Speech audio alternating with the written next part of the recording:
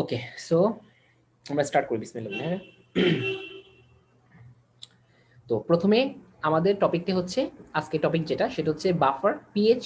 আজকে টপিক হচ্ছে pH, acid, base and buffer. আজকে টপিকটা হচ্ছে একটু আমরা আজকে একটুকু ভালোভাবে বোঝা ট্রাই করব।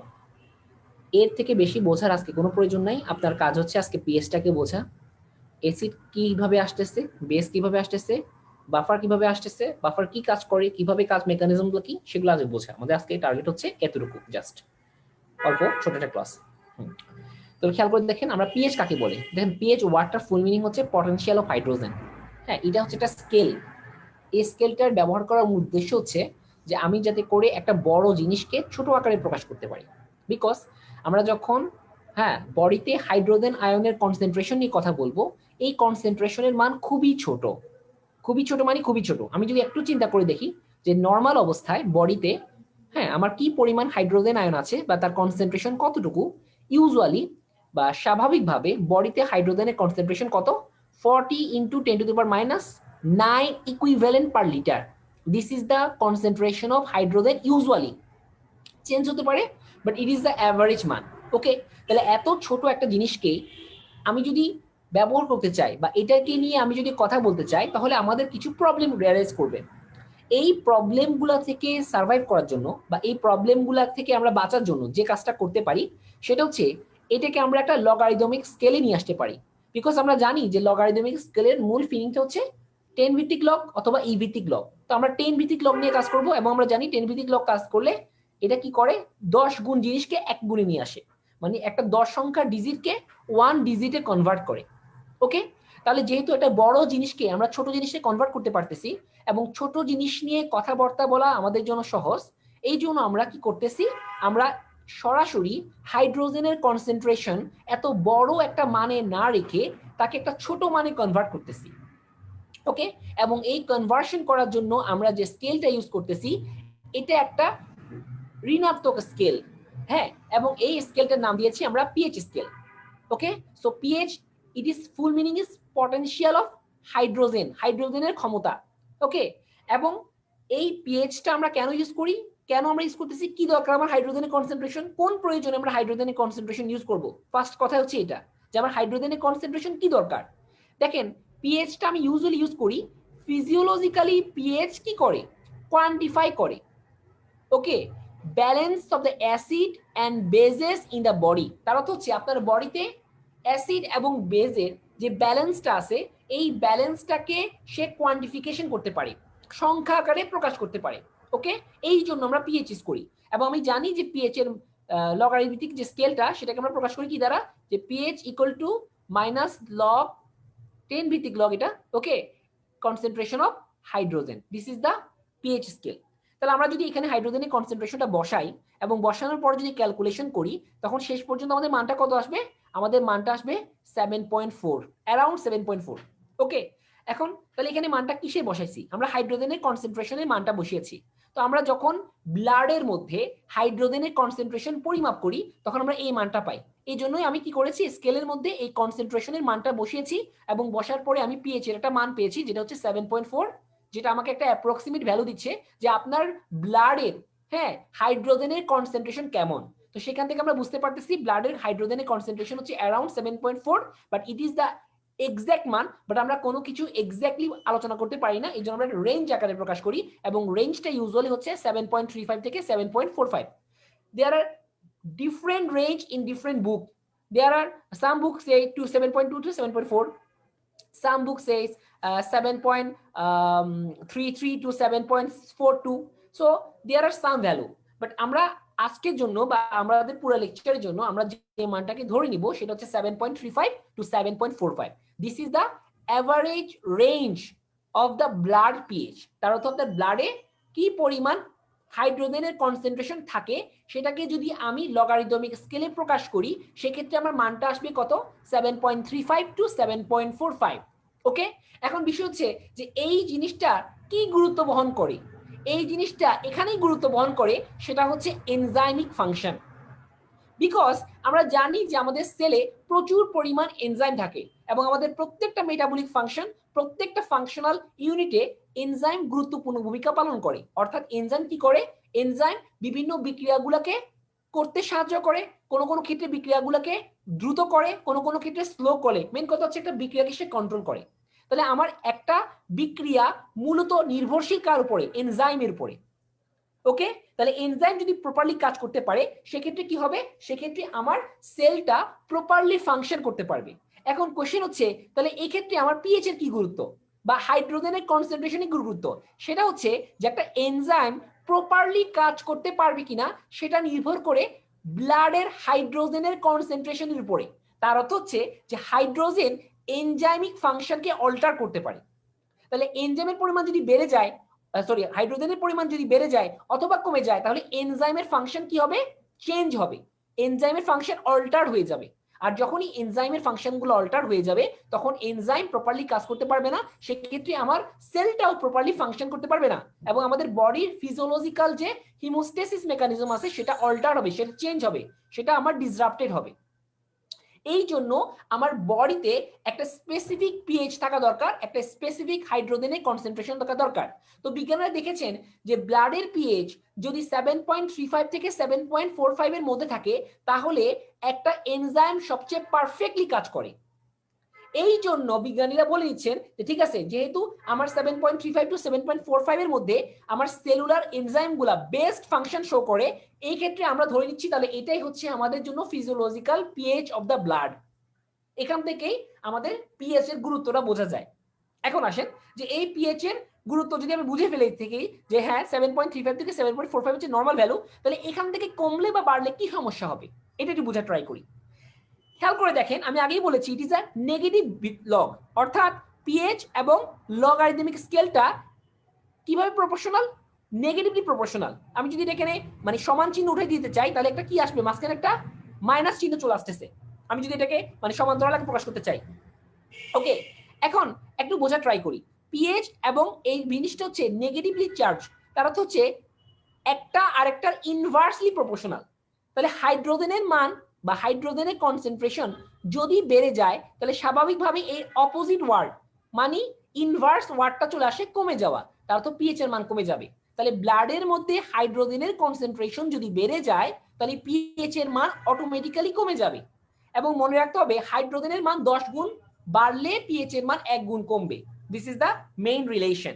ওকে, তাহলে যেহেতু এটা ইনভার্সলি রিলেশন এই জন্য হাইড্রোজেনের কনসেন্ট্রেশন যদি ব্লাডে বেড়ে যায় তাহলে অটোমেটিক্যালি পিএইচ এর মান কমবে।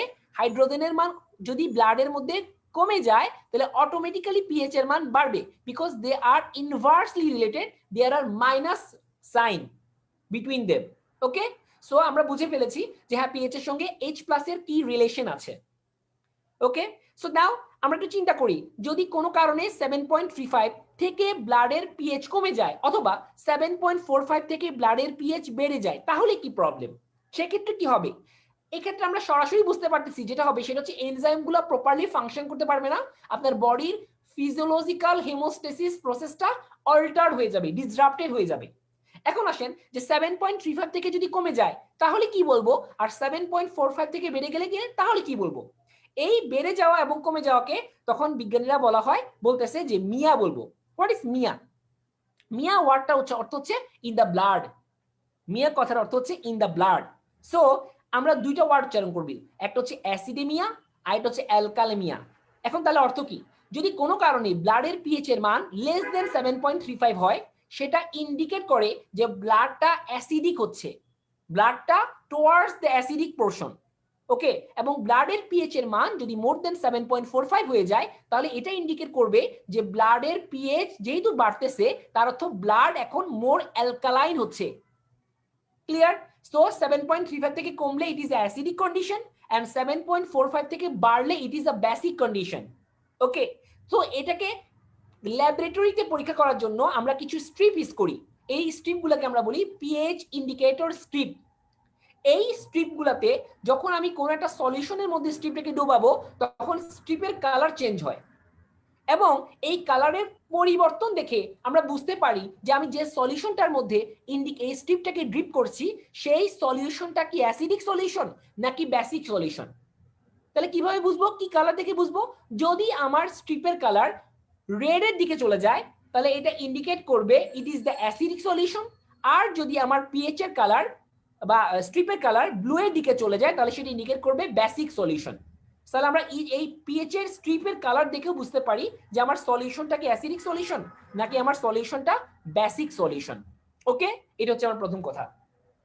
আমি আগে বলেছি ইট is the basic and very basic class because we start from the pH and then we go towards our main key target, this calculation of the acid base equation.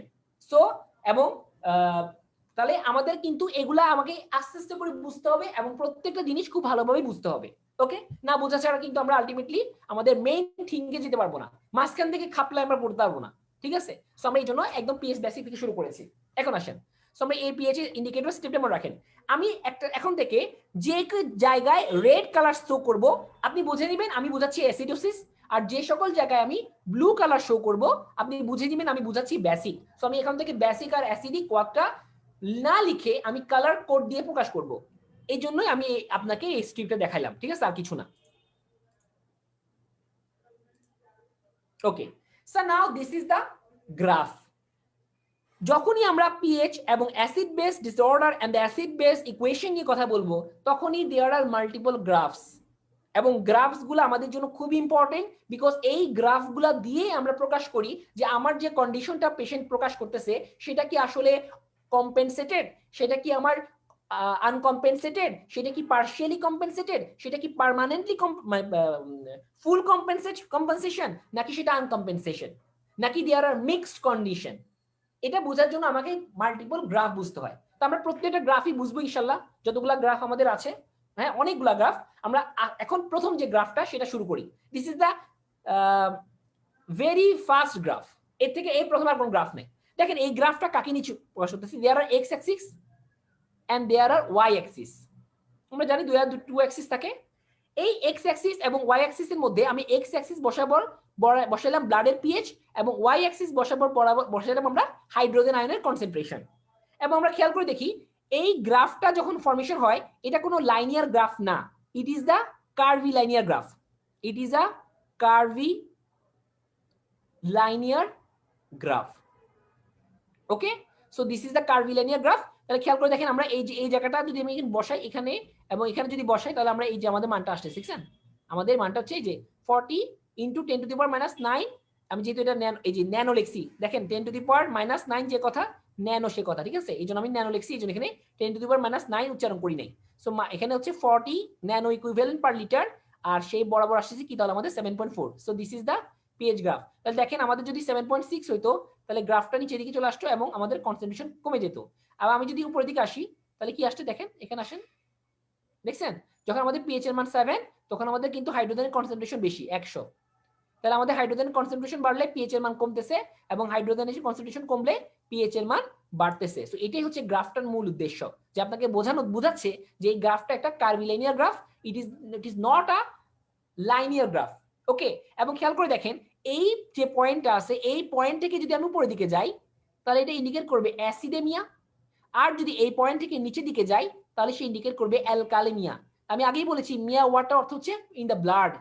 So অ্যাসিডেমিয়া মানে হচ্ছে ব্লাডে acidic condition develop করেছে, আর অ্যালকালেমিয়া কথার অর্থ হচ্ছে ব্লাডে alkaline condition develop করেছে, মানে ব্লাডের মধ্যে অ্যালকালাইন সাবস্টেন্সের পরিমাণ বেড়ে গেছে অথবা হাইড্রোজেন আয়নের কনসেন্ট্রেশন বা হাইড্রোজেন আয়নের পরিমাণ কমে গেছে।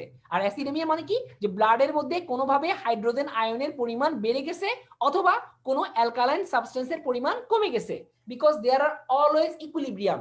যতটুকু আমার সাবস্টেন্স অ্যাসিডিক থাকবে ঠিক ততটুকুই সাবস্টেন্স আমার বেসিক থাকবে, এবং দুইটা মিলেই কিন্তু আমার ব্লাডের পিএইচটাকে অলওয়েজ একটা নির্দিষ্ট রেঞ্জে রাখে। ওকে, আচ্ছা এতটুকু আগে বুঝেন আমরা।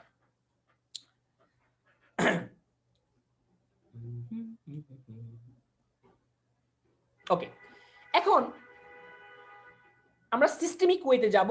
সিস্টেমিক ওয়েতে যাওয়ার আগে প্রথম যে কোশ্চেন আপনাকে কোশ্চেন করতে হবে অ্যাসিড বেস নিয়ে, যখন আপনাকে কোশ্চেন করতে হবে মনের মধ্যে প্রথম 3টা কোশ্চেন আপনাকে কোশ্চেন করতে হবে। কি কোশ্চেন? বিকজ আমরা কিন্তু আমাদের মূল থিমটাই হচ্ছে 4টা বিষয়।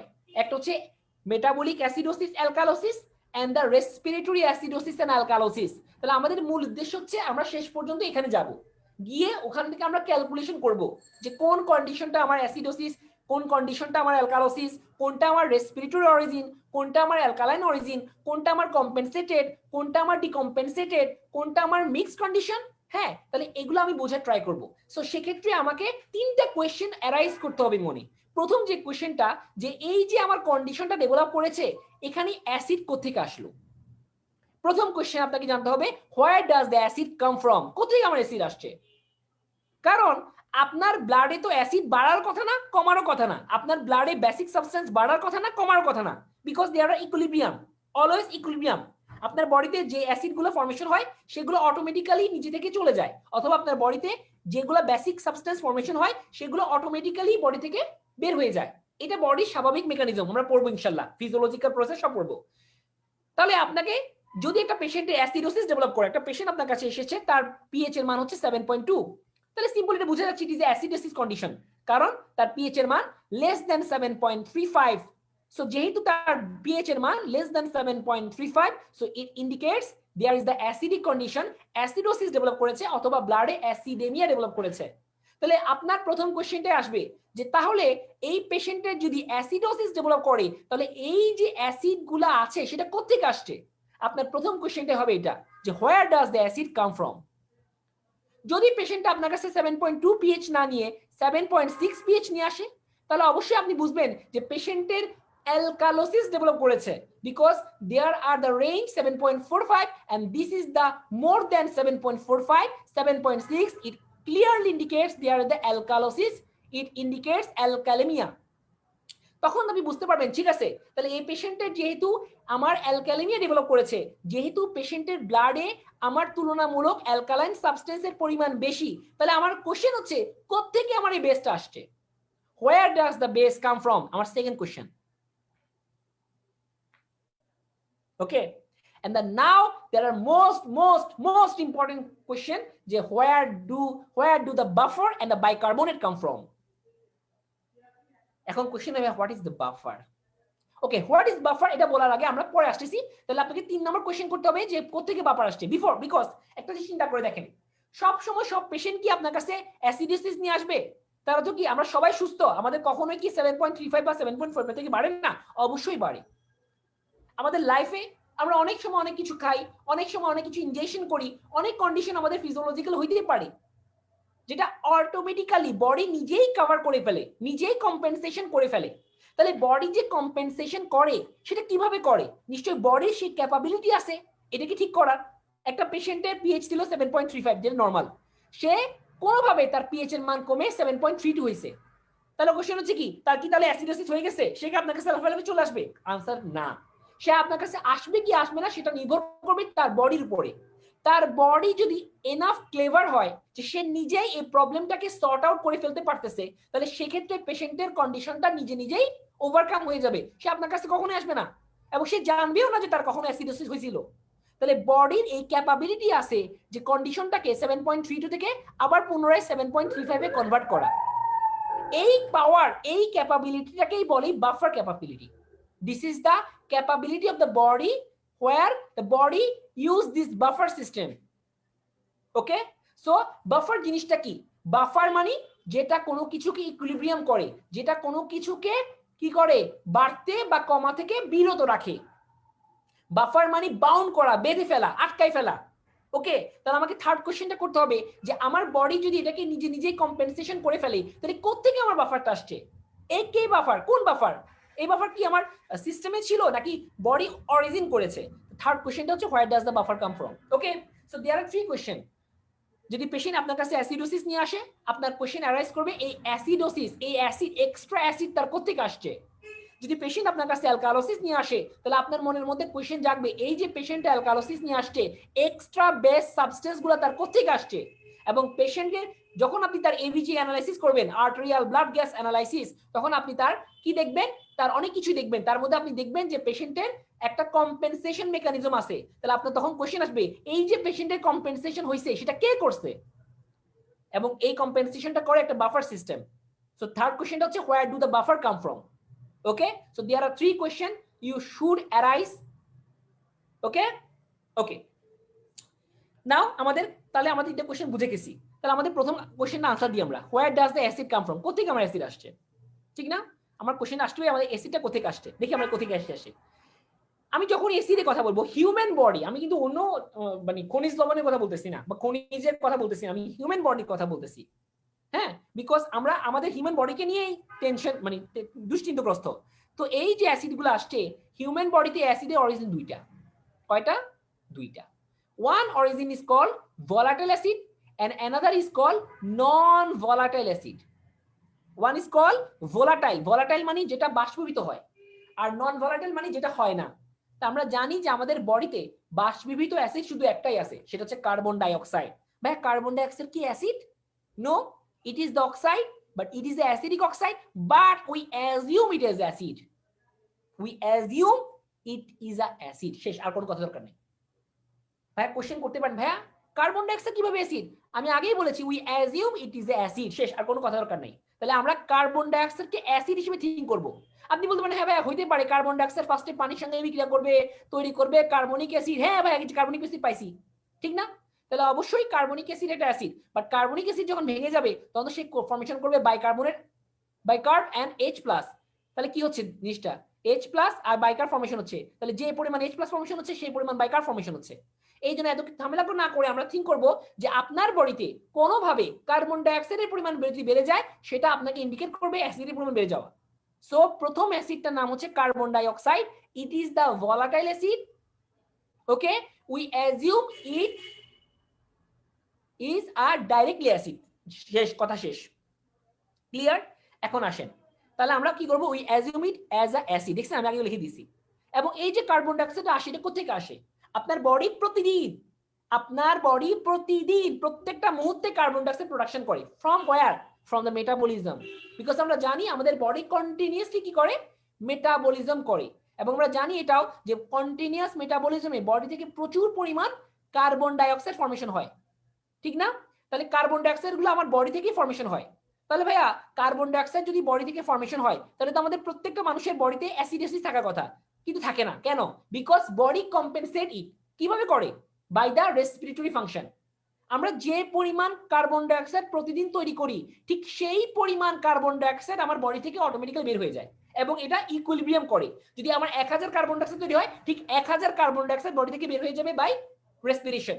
যদি 1,00,000 কার্বন ডাই অক্সাইড ফর্মেশন হয় বডি থেকে 1,00,000 কার্বন ডাই অক্সাইড বের হয়ে যাবে from the by the respiration.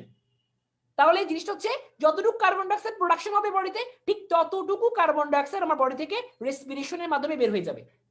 এই জন্য ভোলাটাইল অ্যাসিড গুলো গুড অ্যাসিড, ঠিক আছে? তাহলে ভোলাটাইল অ্যাসিড যদি তৈরি হয় সেটা অটোমেটিক্যালি বডি থেকে রিজলভ হয়ে যায়, এটার জন্য আমাদের বলা ফিল করার কোনো প্রয়োজন নাই। যদি না আমার সিস্টেমে কোনো প্রবলেম থাকে, সেটা কি সেটা পরে আসতেছি আমরা। ক্লিয়ার? বুঝতেছেন আপনারা? আগে বলেন বুঝতেছেন কিনা, তার না আগাবো?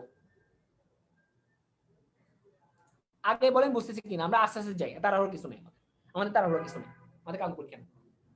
আগে বলেন এতটুকু বুঝছেন কিনা, কোশ্চেন গুলা কি বুঝতেছেন, সিকোয়েন্সটা কি মাথায় ঢুকতেছে আপনাদের? সবচেয়ে মোস্ট ইম্পর্টেন্ট হচ্ছে সিকোয়েন্স, সিকোয়েন্সটা হবে আমাদের। বুঝতে পেরেছেন সিকোয়েন্স গুলা? আশা করি বুঝতে পেরেছেন একদম। আমি এখানে এখন পর্যন্ত কোনো কঠিন কথাই বলিনি, একদম মেন কথাগুলো বলতেছি, ঠিক না? সো আমরা কি বললাম, আমাদের অ্যাসিড কয়টা? দুইটা, একটা হচ্ছে ভোলাটাইল অ্যাসিড আর এটা হচ্ছে নন ভোলাটাইল অ্যাসিড। আমি বললাম ভোলাটাইল অ্যাসিড কে? Carbon die oxide.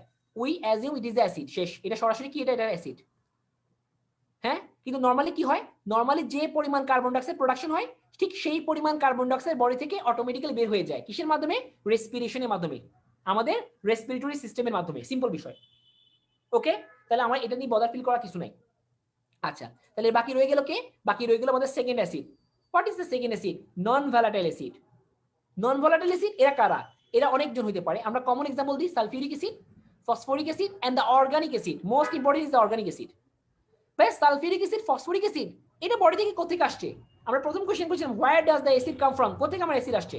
অবশ্যই কোথেকে আসছে, নাহলে এমনি তো আসে নাই। হয় ইনজেকশন, অর্থাৎ কোন একটা পেশেন্ট সালফিউরিক অ্যাসিড খেয়ে ফেলছে, কোন একটা পেশেন্ট ফসফরিক অ্যাসিড খেয়ে ফেলছে, অথবা কোন একটা পেশেন্টের ওপিসি পয়জনিং হয়েছে, অর্গানোফসফরাস পয়জনিং। তাহলে কোনো না কোনো ভাবে তার বডিতে এই অ্যাসিডগুলো আসছে, এটাকে আমরা বলি ইনজেকশন করা, অথবা মেটাবলিজমই প্রোডাকশন হতে পারে।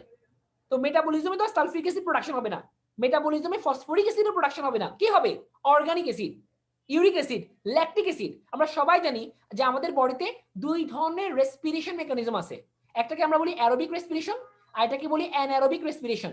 আমরা এটাও জানি aerobic means oxygen by oxygen and anaerobic means without oxygen, ঠিক? আচ্ছা, এবং এটা আমরা সবাই জানি যে যদি কোনো কারণে কোনো পেশেন্টে অ্যানারোবিক রেসপিরেশন হয় তখন তার বডিতে প্রচুর পরিমাণ কি প্রোডাকশন হয়? ল্যাকটিক অ্যাসিড, এবং this condition is called lactic acidosis. Okay, তাহলে lactic acid is the organic acid which derived from the metabolism of the কি cell, okay, metabolism of the various substance in the cell by anaerobic mechanism। অথবা GID থেকে আসতে পারে, যদি আমরা কোনো কিছু কনজিউম করি, কোনো সাবস্টেন্স যদি কনজিউম করি, যেমন আমরা টার্টারিক অ্যাসিড খেতে পারি, তেঁতুল খেতে পারি, তেঁতুল তো কি একটা অ্যাসিড কম্বিনেশন না? আমি যদি অতিরিক্ত টার্টারিক অ্যাসিড খাই তাহলে কি হবে? অনেক বেশি পরিমাণ টার্টারিক অ্যাসিড আমার কই চলে যাবে? জিআইডি তে, এবং টার্টারিক অ্যাসিডগুলো কি হবে? জিআইডি থেকে অ্যাবজর্ব হবে, গিয়ে কোথায় যাবে? ব্লাডে যাবে। তাহলে ব্লাডের মধ্যে তখন কি হবে? অর্গানিক অ্যাসিডের পরিমাণ বেড়ে যাবে। তাহলে আমার এই নন ভলাটাইল অ্যাসিডগুলো কোথেকে আসতে পারে? সরাসরি ইনজেকশনের মাধ্যমে আসতে পারে, সালফিউরিক অ্যাসিড হতে পারে, ফসফরিক অ্যাসিড হতে পারে, অথবা মেটাবলিজমের মাধ্যমে হতে পারে, সেটা আমার ইউরিক অ্যাসিড হতে পারে, ল্যাকটিক অ্যাসিড হতে পারে। Where does the uric acid come from? From the purine and pyrimidine, from the purine metabolism. Where does the purine come from? From the DNA and the RNA. Okay? আচ্ছা, এগুলো দরকার নেই, পরে যাও গা, ইনশাআল্লাহ আমি বায়োকেমিস্ট্রি পড়াবো সবগুলো। যাও গা, তাহলে মেন কথা কি বুঝতে পারতেছি? আর কি আসতে পারে? জিআইডি থেকে, ফ্রম এনি অর্গানিক সাবস্টেন্স থেকে।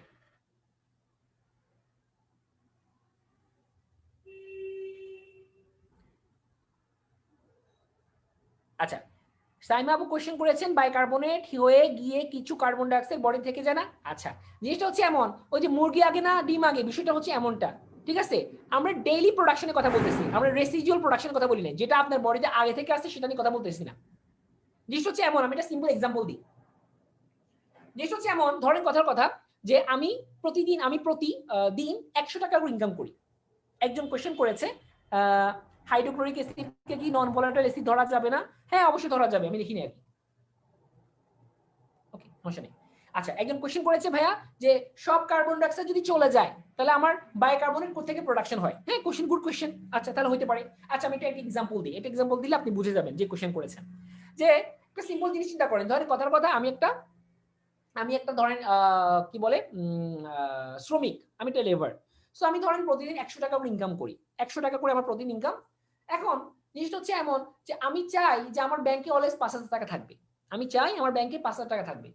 ধরেন আমি কি করলাম, জাস্ট অ্যাজিউম করে নেন, জাস্ট আমি কি করলাম, আমি প্রথম 100 টাকা, আমার প্রতি ইনকাম ধরেন 500 টাকা, জাস্ট এক্সাম্পল 500 টাকা, ঠিক আছে? এবং আমি চাই আমার ব্যাংকে কতটুকু থাকবে? 5,000 টাকা। তাহলে আমার 5,000 টাকা করার জন্য কত ইনকাম করতে হবে? 10 দিন। আমি কি করলাম, প্রথম 10 দিন শুধু ইনকাম করলাম, কোনো খরচ করলাম না, এবং 10 দিনের টাকাটাকে আমি ব্যাংকে জমা দিলাম। 10 দিনের টাকাটাকে আমি কি করলাম? ব্যাংকে জমা দিলাম। তাহলে কি হলো? আমার ব্যাংকে এখন কত টাকা আছে? 5,000 টাকা। দেন 11 নম্বর দিনে আমি ইনকাম করলাম 500 টাকা, এবং ওই 500 টাকা পুরো টাকা আমি খরচ করে ফেললাম, কিন্তু আমার ব্যাংকে কত টাকা আছে? 5,000 টাকা। 12 নম্বর দিনে আমি 500 টাকা ইনকাম করলাম, পুরো 500 টাকায় খরচ করলাম, আমার ব্যাংকে কত আছে? 5,000 টাকা। 20 নম্বর দিনে আমি 500 টাকা ইনকাম করলাম, পুরো 500 টাকা খরচ করলাম, আমার ব্যাংকে কত জন আছে? 5,000 টাকা। আপনি কোশ্চেন করতে পারেন ভাইয়া প্রথম 10 দিন যে সে এটা খাইলো না, শুধু মরে যাবে। এটাই হচ্ছে আনসার, যে প্রথম 10 দিনটা আমার নরমাল অবস্থা না, এটা আমার ফিটাস অবস্থা, যে সময় আমাকে সাপোর্ট দিচ্ছে আমার মাদার। ওকে, এই জন্য আমরা জন্মগ্রহণ করার পর থেকে কিছু জিনিস জমা করি, ওই জমা করা বিষয়গুলো আমরা পড়ার হিসাব করি না, ওগুলাকে আমরা অ্যাজ আ ডিপোজিট হিসেবে রেখে দিই, আর ডেইলিটা ডেইলি আমরা হিসাব করি। সো ডেইলি আমার যদি 1 লাখ কার্বন ডাইঅক্সাইড প্রোডাকশন হয়, 1 লাখ কার্বন ডাইঅক্সাইড বেরিয়ে হয়ে যায়। ক্লিয়ার? এবার নাকি বুঝেন নাই? জাইমা নাকি সাইমা মনে হয়, আমি ভুলে গেছি কি জন কোশ্চেন করছে। হ্যাঁ, কি জন কোশ্চেন করলো? নাবিল আপু। হ্যাঁ, নাবিল আপু, আপনি বুঝেছেন কোশ্চেনটা? আপনার কোশ্চেন আনসার বুঝছেন? কনফিউশন থাকার দরকার নেই, কনফিউশন ক্লিয়ার করে নেবেন, ঠিক আছে? ওকে, আল্লাহ জন্য আসতে চলে গেছে। ওকে, যাও গা, তাহলে এখানে একটা হাইড্রোক্লোরিক অ্যাসিড সমস্যা নেই। ওকে, আচ্ছা, তাহলে আমাদের এগুলো হচ্ছে নন ভলাটাইল অ্যাসিড, মনে থাকবে? আচ্ছা, এরপর সেকেন্ড কোশ্চেন কি ছিল? যে সেকেন্ড কোশ্চেন ছিল ভাইয়া যে বা আমাদের বেস কোথেকে আসে? অধিকাংশ বেস, মনে রাখতে হবে যে বেস আসলে তেমন আসে না। অধিকাংশ মানে যা সমস্যা হয় আমার H+ নিয়ে, হয় H+ বাড়বে বা H+ কমবে, কারণ H প্লাস বাংলা আমরা অ্যাসিডোসিস বলবো, H প্লাস কমে গেলে আমরা অ্যালকালোসিস বলবো, ঠিক না? তাহলে এখানে বেসটা আসতে পারে কোথেকে? অধিকাংশ ক্ষেত্রে জিআইডি থেকে। অধিকাংশ থেকে বেসগুলো কোথেকে আসে? জিআইডি থেকে। যেমন কেউ একটা পেশেন্ট যদি সোডিয়াম বাইকার্ব খেয়ে ফেলে, আমরা বলি অ্যান্টিফ্রিজ, সরি অ্যান্টিফ্রিজ না, অ্যান্টিফ্রিজ তো অ্যাসিডিক, সোডিয়াম বাইকার্বনেট খেয়ে ফেলছে বা এক্সেসিভ খাবার সোডা খেয়ে ফেলছে, হ্যাঁ, সেক্ষেত্রে তার বেস আসতে পারে ফ্রম দা জিআইটি। তো এটা খুবই রেয়ার, মানে খুবই রেয়ার আসে না, আর কিছু আসতে পারে ইনজেকশনের মাধ্যমে, ঠিক আছে? ওকে, জায়গা। থার্ড কোশ্চেন হচ্ছে where does the buffer come from? Okay, so এখন কোশ্চেন হচ্ছে ভাই বাফার কোথা থেকে আসতেছে? বাফার জিনিসটা কি? আমি আগেই বলেছি বাফার হচ্ছে এমন কিছু সাবস্টেন্স যেটা কি করে, যেটা আমার বডির অ্যাসিড এবং বেস কন্ডিশনগুলোকে ইকুইলিব্রিয়েট করে। কিভাবে ইকুইলিব্রিয়েট করে ভাইয়া?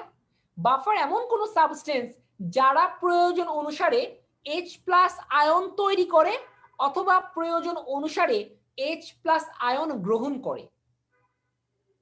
ভাইয়া ভালোভাবে শুনেন, H প্লাস আয়ন তৈরি করে বা H প্লাস আয়ন গ্রহণ করে, H প্লাস লসও হয় না, H প্লাস প্রোডাকশন হয় না।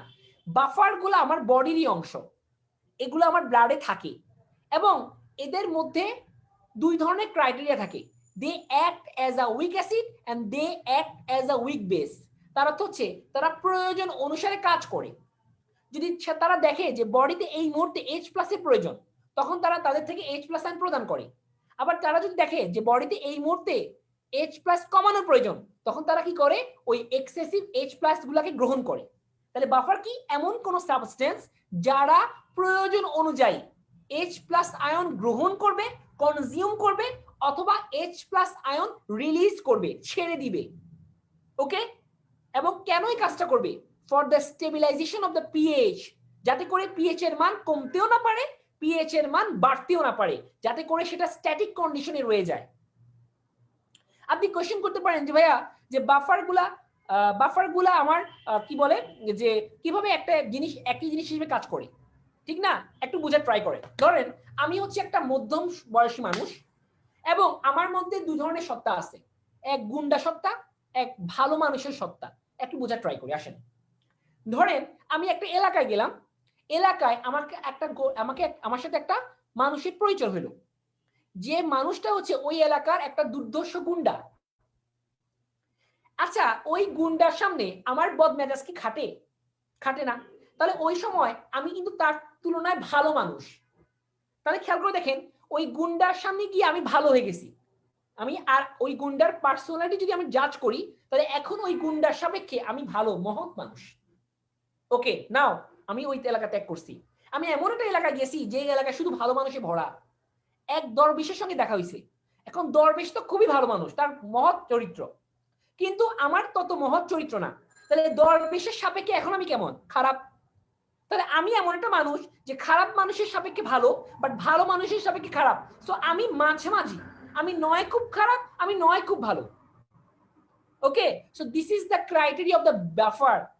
বাফার কোন স্ট্রং অ্যাসিডের সামনে আসলে তারা উইক, আর কোন উইক অ্যাসিডের সামনে আসলে তারা স্ট্রং। অর্থাৎ তারা যদি অ্যাসিডের সামনে আসে তখন তারা বেস হিসেবে কাজ করে, আবার যদি তারা বেসের সামনে আসে তখন তারা অ্যাসিড হিসেবে কাজ করে। এই জন্য তাদের দুইটা ক্যাপাবিলিটি আছে। প্রয়োজন অনুযায়ী তারা H প্লাস প্রোডাকশন করতে পারে, আবার প্রয়োজন অনুযায়ী তারা H প্লাস কনজিউম করতে পারে। Okay, this is the main definition of the buffer. কে বুঝে নেই বলেন? কে বুঝে নেই বলেন? গল্প না করে মনোযোগ দেন। গল্প করার জন্য তো মেসেঞ্জার আছে না? মেসেঞ্জার আছে, হোয়াটসঅ্যাপ আছে। সো মনোযোগ দেন। আধা 1 ঘন্টা ক্লাস করাবো, একটু শেষ করে দিই, তারপর আপনারা গল্প করেন। আমাকে বলেন যে বুঝেছেন কিনা।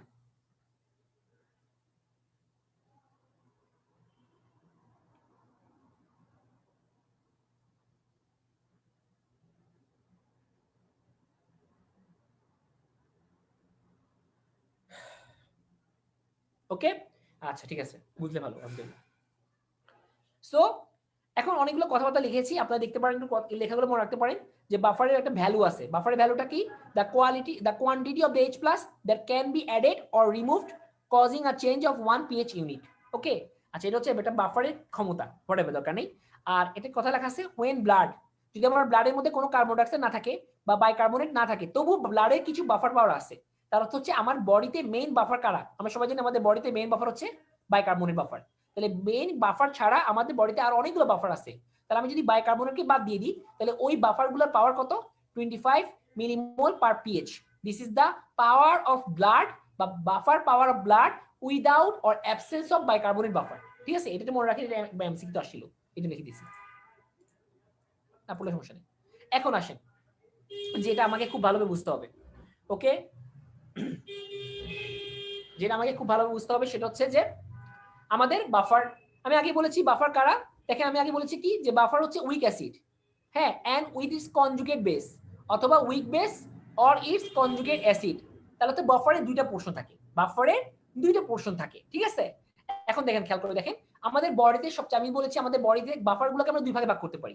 একটা হচ্ছে বাইকার্বনেট বাফার, আমরা বলি বাইকার্ব বাফার, বাইকার্ব বাফার, আর এটা হচ্ছে নন বাইকার্ব বাফার।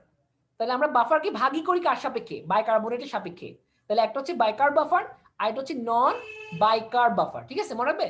আচ্ছা, সো আমাদের দেয়ার আর টু বাফার, একটা হচ্ছে বাইকার্ব বাফার আর এটা হচ্ছে নন বাইকার্ব বাফার, ওকে। তো এখন খেয়াল করে দেখেন এই বাইকার্ব বাফারের ফাংশনটা কি, খেয়াল করে দেখেন।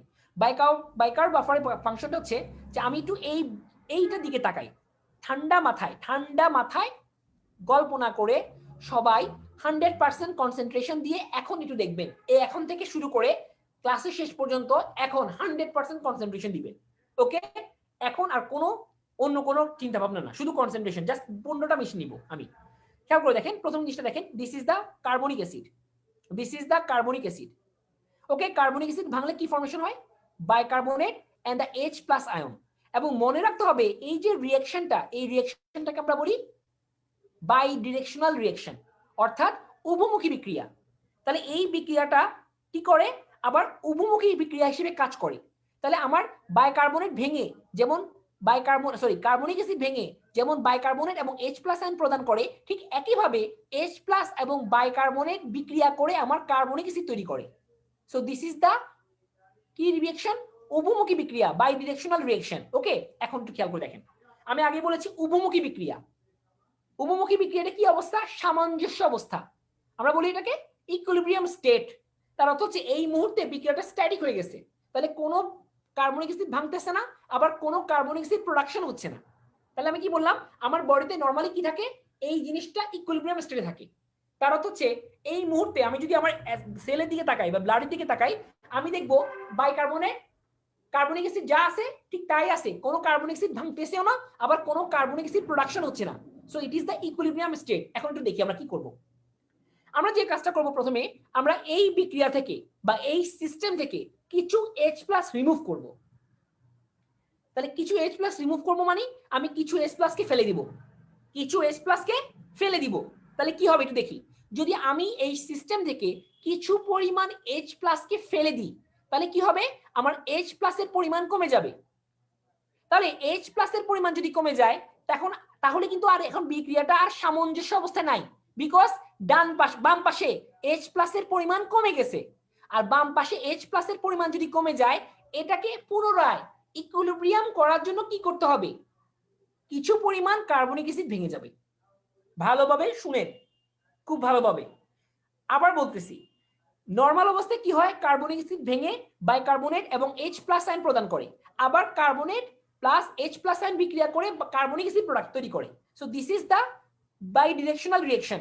এবং এই অবস্থাকে আমরা বলি, এখন এই অবস্থাটাকে বলতেছি আমরা কি, ইকুইলিব্রিয়াম স্টেট, ইকুইলিব্রিয়াম স্টেট, ওকে। আচ্ছা, তার অর্থ হচ্ছে এই মুহূর্তে, আমি জাস্ট ধরতেছি এই মুহূর্তে কোনো কার্বনিক অ্যাসিড ভাঙতেছে না, আবার কোনো কার্বনিক অ্যাসিড প্রোডাকশন হচ্ছে না, জাস্ট স্ট্যাটিক হয়ে বসে আছে। কিন্তু আমি কি করলাম, এই সিস্টেম থেকে কিছু পরিমাণ H+ সরাই ফেললাম। তাহলে আমি যদি এই সিস্টেম থেকে কিছু পরিমাণ H+ সরিয়ে ফেলি, তাহলে আমার কি হচ্ছে, এটা বাম পাশ এটা ডান পাশ, বাম পাশ থেকে আমি কিছু জিনিস সরাই ফেললাম, অর্থাৎ আমি কিছু H+ আয়নকে নিয়ে ফেলে দিলাম। তাহলে কি হলো, আমার বাম পাশে H+ এর পরিমাণ কমে গেল। তাহলে এখন কিন্তু বিক্রিয়াটা আর ইকুইলিব্রিয়াম অবস্থায় নাই, কি হয়ে গেছে, একটা সাইড উপরের দিকে উঠে গেছে। তাহলে আমাকে কি করতে হবে, এটাকে কারেকশন করার জন্য কিছু কার্বনিক অ্যাসিডকে ভেঙে ফেলতে হবে। কিছু কার্বনিক অ্যাসিডকে ভেঙে আমি কি করব, কিছু বাইকার্বনেট এবং H+ আয়ন তৈরি করব। তাহলে কি হবে, আমার কিছু কার্বনিক অ্যাসিড ভেঙে যাবে, এই দেখেন ভেঙে গেছে, ভেঙে এখন বিক্রিয়াটা কোন দিকে চলে গেছে, বিক্রিয়াটা এখন সম্মুখমুখী হয়ে গেছে, মানে বাম দিকে চলে গেছে। এবং কি হলো, নতুন করে কিছু H প্লাস এন তৈরি হলো এবং এটা পুনরায় নর্মাল অবস্থায় ব্যাক করলো। এটা কি বুঝেছেন? এটা কি বুঝেছেন?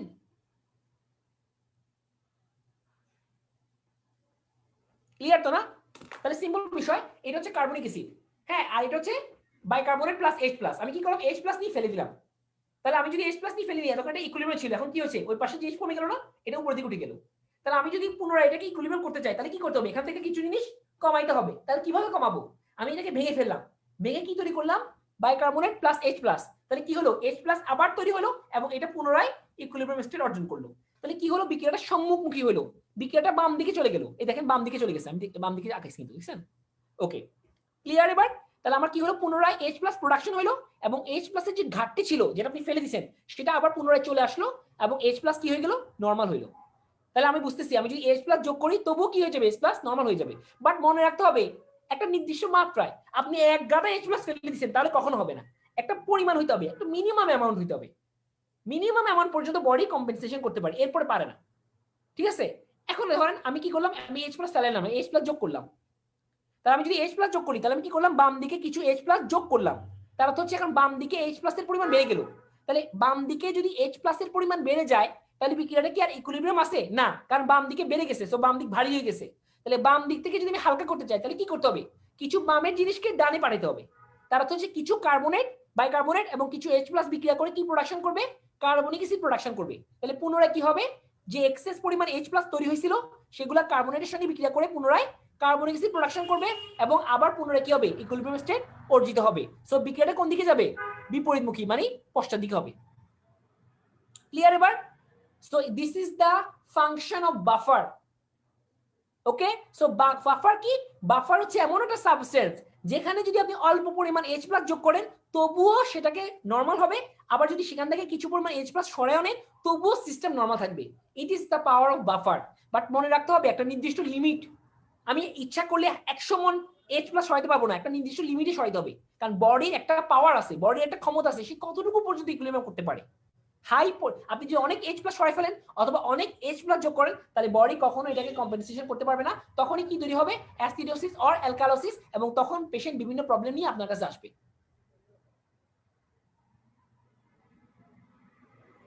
আকি আপু, হ্যাঁ ওটা আসবো, কখন কি হবে, কেমনে H প্লাস যোগ হবে, কেমনে H প্লাস সরবে, সেটা আমরা পরে আসবো যখন আমরা কজ পড়বো। হ্যাঁ, কখন আমার বডিতে H প্লাস যোগ অ্যাড হবে, কখন আমার বডি থেকে H প্লাস রিমুভ হবে, সেগুলো তো কজ। অ্যাসিডোসিস, অ্যালকালোসিস কজ, প্রত্যেকটা cause, each and every cause. হ্যাঁ, একদম টিউবুলার অ্যাসিডোসিস থেকে শুরু করে যত কজ আছে প্রত্যেকটা কজের মেকানিজম সবাই বুঝাবো। বাট আপনাকে আজকে আমাদের মেন উদ্দেশ্য হচ্ছে আজকে জাস্ট বেসিকটা ক্লিয়ার করা। আচ্ছা, একজন কোশ্চেন করছে, ভাইয়া তাহলে যে H plus H3 HCO3 formation হবে, এটা কি হবে? হ্যাঁ, কোশ্চেন তো রয়ে যায় যে ভাইয়া আমার HC তো প্রোডাকশন হচ্ছে, কই যাবে, আমার কিডনি এটাকে বের করে দিবে। নাও দেয়ার আর কিডনি, কিডনি কি করে, এক্সট্রা পরিমাণ কার্বনেটকে বের করে দেয়, অথবা কার্বনেট যদি কমে যায় এক্সট্রা পরিমাণ কার্বনেট কি করে, প্রোডাকশন করে। বুঝছেন এবার কোথায় কি বাইকার্বনেট আসে? বিকজ বডি কি করে, নির্দিষ্ট মাত্রা সবকিছু কাজ করে। যখনই বডি দেখবে যে আপনার কার্বনেটের বাইকার্বনেটের পরিমাণ কমে গেছে, সঙ্গে সঙ্গে বডি কি করবে, রিঅ্যাবজর্পশন বাড়াই দিবে। আর বডি যদি দেখে বাইকার্বনেটের পরিমাণ বেড়ে গেছে, তখন সে রিঅ্যাবজর্পশন কমাই দিবে।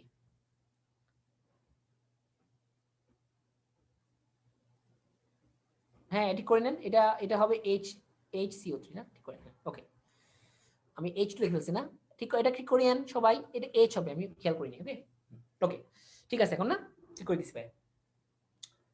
হ্যাঁ, ঠিক করছি ঠিক করছি ঠিক করছি ভাই, ঠিক করছি, এই যে ঠিক করে দিছি, এই যে এটা HCO3 হবে, খেয়াল করিনি আমি, এটা হবে HCO3। Okay okay, thank you বলে দেওয়ার জন্য ভাইকে। ওকে, সো আমরা বুঝেছি বাফার কিভাবে কাজ করে, ঠিক না, একদম ইজি জিনিস। এখন আসেন ফসফেট বাফার। আগেটা ছিল আমাদের কি বাফার, আমাদের বাইকার্বনেট বাফার, এখন হচ্ছে phosphate buffer. So now there are the phosphate buffer. Last হাতে নীতি না হ্যাঁ, এটা পড়তে পড়তে আমরা ফাটাই ফেলছি ইন্টারে। আচ্ছা, এখন হচ্ছে ফসফেট বাফার, একইভাবে ফসফেট কাজ করে, যে এটা হচ্ছে ফসফেট বাফার, এটা হচ্ছে dihydrogen phosphate and the monohydrogen phosphate হচ্ছে ফসফেট বাফার। ওকে, সো দেখে নিয়ে এগুলা, যেটা আমাদের লাগবে সেটা হচ্ছে প্রোটিন বাফার। এটা ভাইয়া বুঝতে হবে, এটা একটু বুঝেন কষ্ট করে। দেখেন protein, what is protein? It is the polymer of amino acid. আমরা যদি অ্যামাইনো অ্যাসিডের স্ট্রাকচারের দিকে তাকাই, this is the amino acid, N মশা, এন আরেক পাশে কি থাকে সি, এক পাশে থাকে এন এইচ, আরেকটা থাকে C, C double H. Okay, this is the structure of amino acid NH2, sorry NH2 C double H, হ্যাঁ, this is the formation of amino acid. তো আমরা জানি অসংখ্য অ্যামাইনো অ্যাসিড মিলে কি ফর্মেশন হয়, আমাদের প্রোটিন প্রোডাকশন হয়। তাহলে এটা ধরো এটা যদি প্রোটিন হয় তার এক পাশে থাকবে C double H আর এক পাশে থাকবে NH2, ঠিক না? আচ্ছা একটু খেয়াল করে দেখেন, C double H, এই C double H থেকে যদি আপনি H প্লাস সরাই ফেলেন তাহলে কি তৈরি হবে, C double O minus plus H plus. আবার আপনি যদি এখানে H প্লাস যোগ করেন তাহলে কি হবে, NH3 প্লাস। তার অর্থ হচ্ছে প্রোটিন কি হবে, প্রোটিন নিজেও অ্যাসিড প্লাস বেস দুইটা হিসেবে কাজ করে। তাহলে কোনো কারণে যদি আপনার বডিতে H প্লাসের পরিমাণ বেড়ে যায় তখন প্রোটিন কি করে, সেগুলোকে গ্রহণ করে কি প্রোডাকশন করে, NH3 প্লাস। আর কোনো কারণে যদি আপনার বডিতে H প্লাসের পরিমাণ কমে যায় তখন প্রোটিন কি করে, তার এখান থেকে H প্লাসটা ছেড়ে দেয়, ছেড়ে ওটাকে কম্পেনসেট করে। এভাবে প্রোটিন কি করে, আপনার বাফারিং কাজ করে। তাহলে বুঝেছি বাফার জিনিসটা কি, কোনো কারণে আমার বডিতে যদি H প্লাসের পরিমাণ বেড়ে যায় তাহলে আমার প্রোটিন কি করবে, ওই H প্লাসটাকে গ্রহণ করবে। আর যদি কোনো কারণে আমার বডিতে H প্লাসের পরিমাণ কমে যায় তখন প্রোটিন তার ভিতরে যে H প্লাস ছিল সেটাকে ছেড়ে ওই H প্লাসের ঘাটতি পূরণ করবে। এভাবে প্রোটিন কি করবে, বাফার হিসেবে কাজ করবে। এতটুকু আমরা বুঝেছি, এটা একদম ইজি। যেটা আমাদের লাগবে সেটা হচ্ছে এই পেজটা, এটা হচ্ছে আমাদের আজকের টপিকের সবচেয়ে ইম্পর্টেন্ট টপিক। খেয়াল করে দেখেন ভাইয়া আপুরা, this is call intracellular pH controlling. Intracellular pH কারা কন্ট্রোল করে, স্পেসিফিক দুইটা করে, প্রোটিন হচ্ছে most important and the organic phosphate like ATP and glucose 6 phosphate dehydrogenase, যারা এরা হচ্ছে আমার ইন্ট্রাসেলুলার বাফার হিসেবে কাজ করে। বাট আমরা আজকে কথা বলবো শুধুমাত্র কাকে নিয়ে, প্রোটিনকে নিয়ে। তাহলে কোন প্রোটিন এখানে কাজ করে, সেটা হচ্ছে হিমোগ্লোবিন। আমরা জানি আমাদের আরবিসির main buffer protein is haemoglobin, because plasma protein তো আর আরবিসির মধ্যে থাকে না, সেগুলা প্লাজমাতে থাকে। তাহলে আরবিসির নিজস্ব প্রোটিনের নাম হচ্ছে হিমোগ্লোবিন প্রোটিন, যে কি হিসেবে কাজ করে, ইন্ট্রাসেলুলার বাফার হিসেবে কাজ করে। কি হিসেবে কাজ করে, ইন্ট্রাসেলুলার বাফার হিসেবে কাজ করে। তাহলে একটু খেয়াল করে দেখি ভাই, একটু আপনাদেরকে বড় করে দেখাই, এটা একটু খেয়াল করে দেখেন। এটা যদি দেখেন আপনারা একটু খেয়াল করে দেখেন, this is the RBC and this is the haemoglobin, this is the RBC and this is the haemoglobin. এবং আমরা সবাই জানি হিমোগ্লোবিনে কি থাকে, একটা আয়রন থাকে। এবং আমরা এটাও জানি আয়রনের সঙ্গে কে বাইন্ড করে, অক্সিজেন বাইন্ড করে। Okay, so this is the haemoglobin, তার ভিতরে আয়রন আছে এবং আয়রনের সঙ্গে কে বাইন্ড করে বসে আছে, অক্সিজেন। এখন ধরেন কোনোভাবে হিমোগ্লোবিনের সঙ্গে এবং বিক্রিয়াটা কার সঙ্গে হয়, এখানে আমি কি দিলাম, H প্লাস। তাহলে হিমোগ্লোবিন যদি H প্লাসের সঙ্গে বিক্রিয়া করে, এখানে এটা হচ্ছে মানে বিক্রিয়ার H, বিক্রিয়ার প্লাস, আর এটা হচ্ছে H প্লাস। একটু লেখাটা কেমন হয়ে গেছে না, যাও, এটা হচ্ছে প্লাস মানে বিক্রিয়ার প্লাস, আর এটা হচ্ছে H প্লাস মানে হাইড্রোজেন। এরা যদি বিক্রিয়া করে তাহলে কি প্রোডাকশন করে, HB মানে হিমোগ্লোবিন, তার সঙ্গে কি যুক্ত করা, আয়রন, তার সঙ্গে কি যুক্ত হয়েছে, H, আর কি ছেড়ে দিছে, O2। তাহলে পুরো বিক্রিয়াটাকে যদি আমি লিখি, পুরো বিক্রিয়াটা তাহলে কি হচ্ছে দেখেন তো, পুরো বিক্রিয়াটা হচ্ছে এটা, যে হিমোগ্লোবিন প্লাস H প্লাস যদি বিক্রিয়া করে তাহলে কি প্রোডাকশন হবে, হিমোগ্লোবিন প্লাস কি, সরি এটা ভুলেছে, লিখি করে দেন। তাহলে বিক্রিয়াটা কি দাঁড়ান, বিক্রিয়া ভাই লিখি তো বড় করে, বিক্রিয়াটা হচ্ছে haemoglobin O2 plus H plus, যদি বিক্রিয়া হয় উভমুখী বিক্রিয়া তাহলে কি প্রোডাকশন হবে, haemoglobin H plus O2। So this is the full reaction, ঠিক আছে? তাহলে এই ফুল রিঅ্যাকশনটাকে ভাইয়া এই যে এই জায়গায় শো করছি, কোন জায়গায়, এখানে। তাহলে যদি আবার বলি, খেয়াল করে দেখেন, এই যে হিমোগ্লোবিন, হিমোগ্লোবিনের মধ্যে কি থাকে, আয়রন থাকে। তাহলে অক্সিজেন গুলো কার সঙ্গে বাইন্ড করে, আয়রনের সঙ্গে। তাহলে এই পুরো জিনিসটা যখন H প্লাসের সঙ্গে বিক্রিয়া করবে তখন কি প্রোডাকশন করবে, হিমোগ্লোবিন H, আর আয়রনটা কি করবে, অক্সিজেনকে ছেড়ে দিবে। So this is the reaction of haemoglobin and this is the উভমুখী বিক্রিয়া, দিস ইজ দ্য কি, বাই ডিরেকশনাল রিঅ্যাকশন। ওকে, এবং এটা সবসময় কি অবস্থা থাকে, সাম্যাবস্থায় থাকে, সাম্যাবস্থায়। এখন একটু খেয়াল করে দেখেন, যদি এটা টিস্যু ক্যাপিলারি হয়, টিস্যু ক্যাপিলারি মানে আপনার টিস্যুতে কি থাকে, আমরা সবাই জানি টিস্যু কন্টিনিউয়াসলি কি করে, অক্সিজেন কনজিউম করে আর প্রচুর পরিমাণ কার্বন ডাইঅক্সাইড প্রোডাকশন করে। তাহলে টিস্যুর যে ক্যাপিলারি আছে তার মধ্যে কি বেশি থাকবে, অক্সিজেন নাকি কার্বন ডাইঅক্সাইড? অবশ্যই carbon dioxide, because tissue consume oxygen and produce carbon dioxide.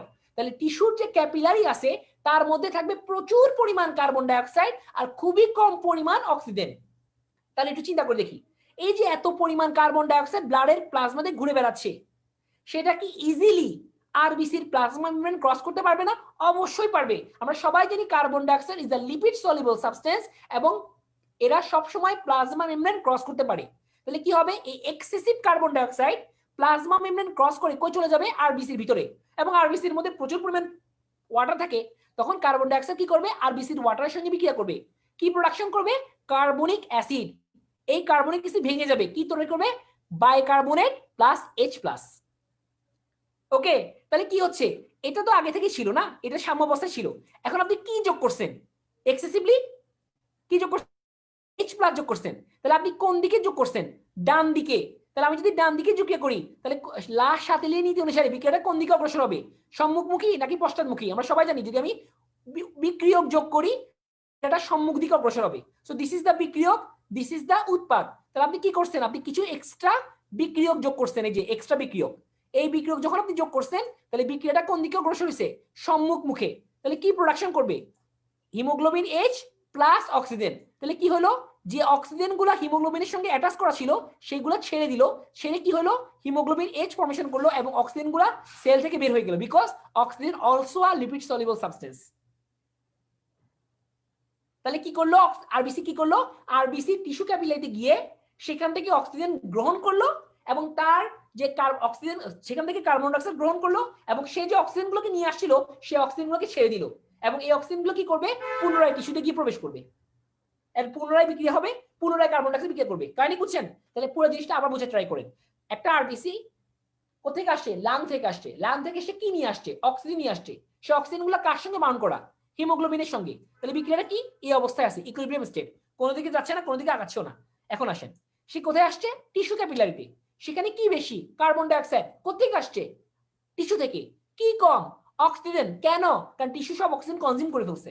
তাহলে আরবিসিটা যখন টিস্যু ক্যাপিলারিতে আসবে তখন কি এখানে বেশি? Carbon dioxide. কি করবে? ডিফিউশনের মাধ্যমে সেল মেমব্রেন ক্রস করে সেলের ভিতরে প্রবেশ করবে। বিক্রিয়া করে কি বসে থাকবে? না। কি করবে? পানির সঙ্গে বিক্রিয়া করবে। কি তৈরি করবে? Carbonic acid. কার্বনিক অ্যাসিড কি থাকবে? না। কি হবে? ভেঙে যাবে। কি কি তৈরি করবে? কার্বনেট, বাইকার্বনেট এবং H+। তাহলে H+ কি? এই বিক্রিয়ার জন্য কি উৎপাদ নাকি বিক্রিয়ক? বিক্রিয়ক। তাহলে আপনি কি যোগ করছেন? বিক্রিয়ক যোগ করছেন। যদি লাশ সাথে নিয়ে কি বলে? যদি বিক্রিয়ক যোগ করেন তাহলে কি তৈরি হয়? বেশি বেশি উৎপাদ প্রোডাকশন হয়। উৎপাদ কারা? HBH এবং অক্সিজেন। তাহলে কি তৈরি হবে? বেশি বেশি উৎপাদ প্রোডাকশন হবে, HBH এবং অক্সিজেন। অক্সিজেন গুলো কি সেলের মধ্যে রয়ে যাবে? না। কেন? কারণ তারা ডিফিউজিবল সাবস্টেন্স। কি করবে? সেল থেকে বের হয়ে যাবে। বের হয়ে কই যাবে? ব্লাডে। ব্লাড থেকে কই যাবে? টিস্যুতে। টিস্যু থেকে কি করবে? পুনরায় বিক্রিয়া করবে। কিন্তু এখন এই মুহূর্তে আমার আরবিসিটা কি বহন করতেছে? H।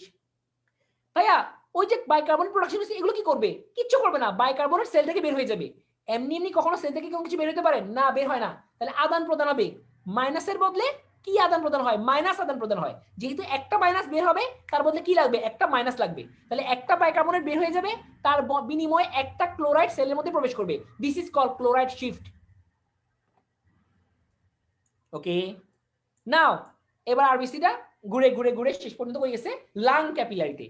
লাং ক্যাপিলারিতে কি বেশি? Carbon dioxide or oxygen? Must be oxygen. কি কম? কার্বন ডাইঅক্সাইড কম। তাহলে কি হবে একটু দেখি। তাহলে এখন কি বেশি? অক্সিজেন বেশি। এই বিক্রিয়ার জন্য অক্সিজেন কি ছিল? উৎপাদ নাকি বিক্রিয়ক? উৎপাদ। তাহলে আপনি কি যোগ করতেছেন? উৎপাদ। বিকজ অক্সিজেন কি করবে? ডিফিউশনের মাধ্যমে সেল মেমব্রেন প্রবেশ করবে। কোথায়? সেলের ভিতরে। এবং সে কি? একটা উৎপাদ। তাহলে উৎপাদ যখন বিক্রিয়া করে লাশ সাথে নিয়ে কি বলে? বিক্রিয়া কি সম্মুখমুখী হবে নাকি পশ্চাৎমুখী হবে? বিক্রিয়া পশ্চাৎমুখী হবে। তাহলে কি প্রোডাকশন করবে? HbFO2 আর H+। হইছে? HbFO2 এবং H+। H+ কি বসে থাকবে? না, বসে থাকবে না। সে কার সঙ্গে বিক্রিয়া করবে? বাইকার্বনেটের সঙ্গে।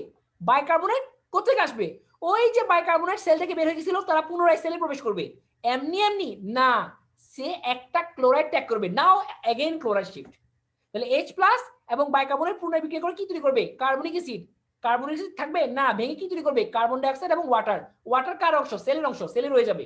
কে সেলের অংশ না? Carbon dioxide. সে কি বসে থাকবে? না, সে ডিফিউশনের মাধ্যমে বের হয়ে যাবে। বের কই যাবে? অ্যালভিওলাস।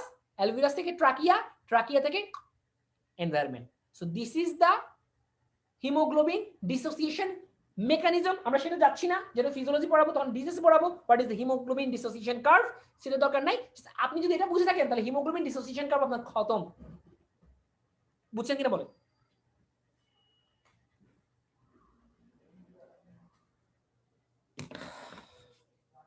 বুঝেছেন? Yes or no quickly.